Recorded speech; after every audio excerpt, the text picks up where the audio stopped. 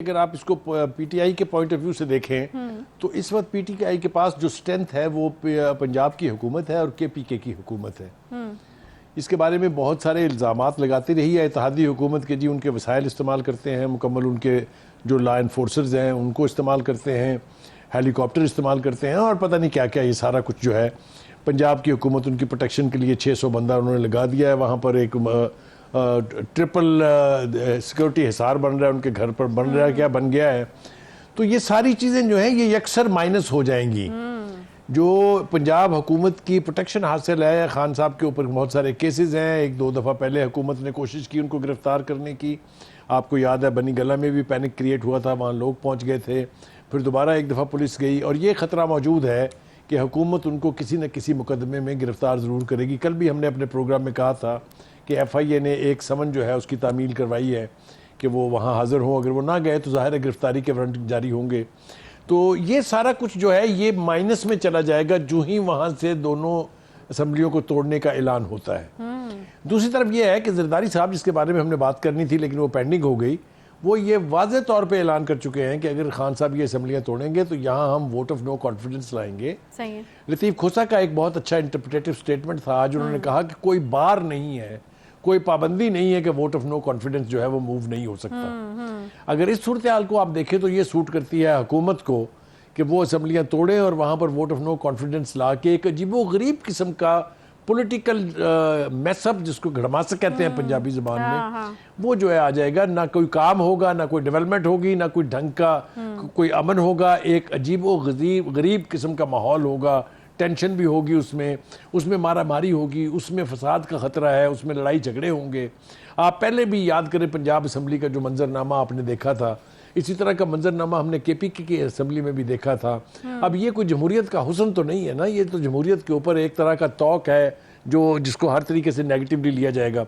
लेकिन having said that, देखें बातचीत का मैं ना सिर्फ ये कि मैं कायल हूं, बल्कि मैं समझता हूं कि पॉलिटिकल कोई मसला ऐसा नहीं है जिसको आप बैठ के बातचीत के जरिए हल नहीं कर सकते, प्रोवाइडेड आपकी इंटेंशंस ठीक हों। जो बात हम पहले कर रहे थे वो उसमें सिर्फ एक एलिमेंट यही है कि सूरत हाल बिल्कुल नई है। पहली दफा है कि एस्टेब्लिशमेंट एक कोने में बैठी हुई दूर से तमाशा देख रही है सियासतदानों का। अब ये फर्ज आयशा सियासतदानों का है कि वो ये साबित कर दे उनसे कि अगर आप हमारे अंदर मुदाखलत ना करें तो हम अपने मसले हल कर सकते हैं। सही बात है। लेकिन बड़ा अच्छा मौका है। इसके लिए खलूस नियत की जरूरत है जो दोनों तरफ से होनी चाहिए। अगर खलूस नियत नहीं है तो ये मामला जात और ज्यादा पेचीदा होंगे। मेरे ख्याल से अपनी गिवन जो पोजीशंस आपने ली हुई हैं उससे थोड़ा थोड़ा हटना पड़ेगा हुकूमती इत्तेहाद को भी और PTI की क़यादत को भी। अगर ये स्पिरिट प्रिवेल करेगी तो मुझे यकीन है कि दोनों पार्टियां, दोनों तरफैन जो है वो किसी न किसी ऐसे हल पर पहुंच पाएंगे कि बदनुमा सूरत हाल भी तख्लीक ना हो और मामला जात एमिकेबली सेटल हो जाए। इसके अलावा कोई हल पाकिस्तान के आज की तारीख में मसाइल का नहीं है। अच्छा, अब ऐसा करने के अंदर दो चार बातें और मुझे कर लेने दीजिए। हाँ, कीजिए प्लीज। मैं अर्ज करूं आपसे, इसके लिए दो तीन चीजों का होना बहुत जरूरी है। एक तो ये कि जो खान साहब को उकसा के उनसे कुछ गलत फैसले करवाते रहे, जिसकी तफसील का वक्त नहीं है, इसकी एक लंबी चौड़ी फहरिस्त है, वो बताई जा सकती है। मैं आप अक्सर आपस में बातें करते रहते हैं कि बहुत सारी चीज़ों में इमरान खान साहब का ना कसूर होता है, ना उनका कोई दखल होता है, लेकिन उनके बिहाफ के ऊपर ऐसी साहब बाडा साहब इसको बड़ा अच्छा समराइज कर देते होते हैं। आज भी बाडा साहब का, पहले तो उन्होंने कहा कि बंद गली में सियासत को जाने से रोकिए, अपनी बैठकर बात कीजिए, और फिर उन्होंने ये भी कहा, शुक्रिया आपने मेरी बात सुन ली, जब खान साहब ने कहा कि बैठकर बात करते हैं। तो फैसल बाडा साहब भी खुशफहमी का शिकार हैं कि शायद खान साहब जो है उधर से उनकी बात सुन रहे हैं, तो उसको बड़ा अच्छा समराइज कर देते होते हैं बाडा साहब। देखिए, वाडा साहब का एक कमाल ये है कि वो जब पार्टी के अंदर थे तब भी और अब जब उन्हें पार्टी से निकाल दिया गया तब भी वो बात ढंग की जरूर करते हैं। वो जिन 2 खास और 3 सांपों का जिक्र करते हैं वो इतने खूबसूरत अंदाज से वो करते हैं कि जो बच्चा है 6ठी जमात का उसको भी समझ आ गई है कि ये किन का हवाला दे रहे हैं। वही लोग हैं, बिल्कुल मैं आपको ईमानदारी से कहता हूँ, जिन्होंने खान साहब के लिए मुश्किलात पैदा की हैं। चलिए, मैं ये नहीं कहता हूँ कि वो उनके दुश्मन है या उनके दुश्मनों का फ़ायदा पहुँचा रहे हैं, लेकिन जिन्होंने मुश्किलात पैदा की हैं, मेरे ख्याल से खान साहब को थोड़ी सी तवज्जो, अब आजकल वो घर पर है, उनको चोट लगी हुई, उनको जख्म आए हुए हैं, तो उनके पास वक्त है कि वो बैठ के पार्टी की रीऑर्गेनाइजेशन जो है अगर आप पार्टी को मुनज़्ज़म नहीं करेंगे, इसी तरह से हे वायर जिसके मुंह में जो आएगा वो फायर करता रहेगा, तो खान साहब के लिए मज़ीद मुश्किलात होंगी। मेरे ख्याल से खान साहब को इस पर तवज्जो देनी चाहिए। अपने स्पोक्समैन की एक पूरी फौज जो रखी हुई है उन्होंने, उसकी बजाय 1 या 2 लोग रखें, ताकि जो भी बात हो वो सही चैनल से पोर करके आई हो और वही बात आगे पहुंचाई जाए। किसी जिसके मुंह में जो आ रहा है, आप किसी दिन के 5 स्टेटमेंट मुख्तलिफ स्पोक्समैन जो है पीटीआई के, उनको उठा के देख लीजिएगा, कोई कुछ कह रहा है, कोई कुछ कह रहा है, कोई कुछ कह रहा है, और खान साहब कुछ और कह रहे हैं।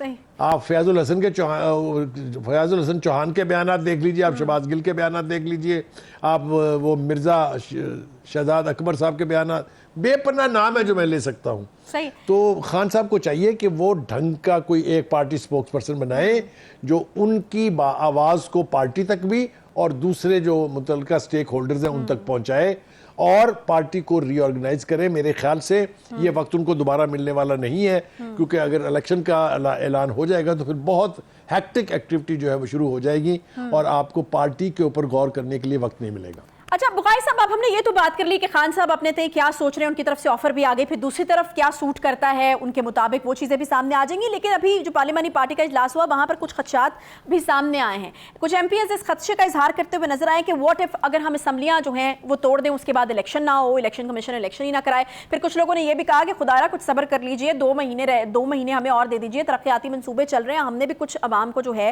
वो बताना है अपनी कारकर्दगी, तो अगर ये हुआ तो फिर बड़े मसाइल जो हैं वो पैदा हो जाएंगे। तो ये खदशात कितने जेन्युइन है आपको लगता है इस वक्त?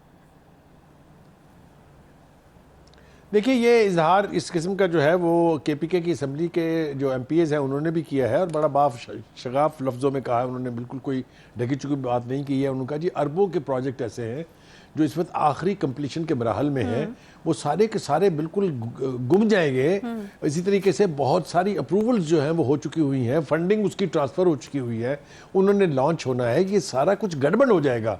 और वो बात उनकी बिल्कुल दुरुस्त है कि अगर ये काम नहीं होंगे, अगर ये काम अपने इंजाम को नहीं पहुंचेंगे तो हमें जवाब देना होगा। जब हम कॉन्स्टिट्यूंसी में वापस जाएंगे नए इलेक्शन के लिए तो हमारा गिरेबान पकड़ेंगे लोग। इसी किस्म के खदशात जो है पंजाब असम्बली में भी ये बिल्कुल जेन्युइन है। ये आप ये नहीं कह सकते कि ये किसी ने कोई ऐसे ही दरफुंतनी छोड़ दी है। ये खान साहब को भी इसके बारे में सोचना चाहिए। और मैं आपको बताऊं कि बहुत सारी बातें हम सुन रहे हैं। किसी ने कहा कि जी यानी परवेज इलाही साहब ने खान साहब से कहा कि मुझे आप 2 महीने दे दीजिए, मैं सॉर्ट आउट कर लेता हूँ, उसके बाद आप असम्बलियाँ तोड़ दीजिए।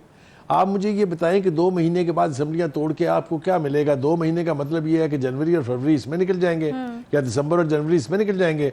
उसके बाद 3 महीने इलेक्शन कराने के लिए चाहिए होते हैं, फरवरी मार्च अप्रैल उसमें निकल जाएगा। अबे अगस्त में तो वैसे ही इलेक्शन होने हैं खुदा के लिए, तो फिर इस सारे शोरो गौगा की क्या ज़रूरत है? तो ये इस किस्म के खदशात जो हैं वो उनका इजहार किया जा रहा है। और आयशा मैं आपसे अर्ज़ करूँ कि ये बिल्कुल जेन्युइन खदशात हैं।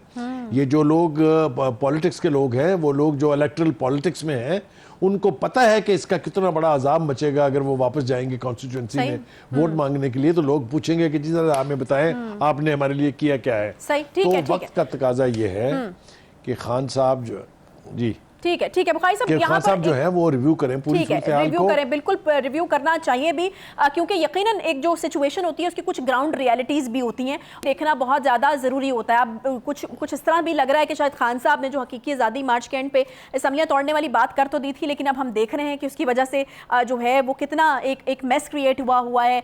तमाम लोग एक नुक्ते पर भी नहीं आ रहे हैं और अब खान साहब को जो है वो बैठ कर बात करने तक नौबत जो है वो पहुँच गई है। तो मेरा ख्याल है कुछ ग्राउंड रियलिटीज़ होती है, उनको भी देखना पड़ता है।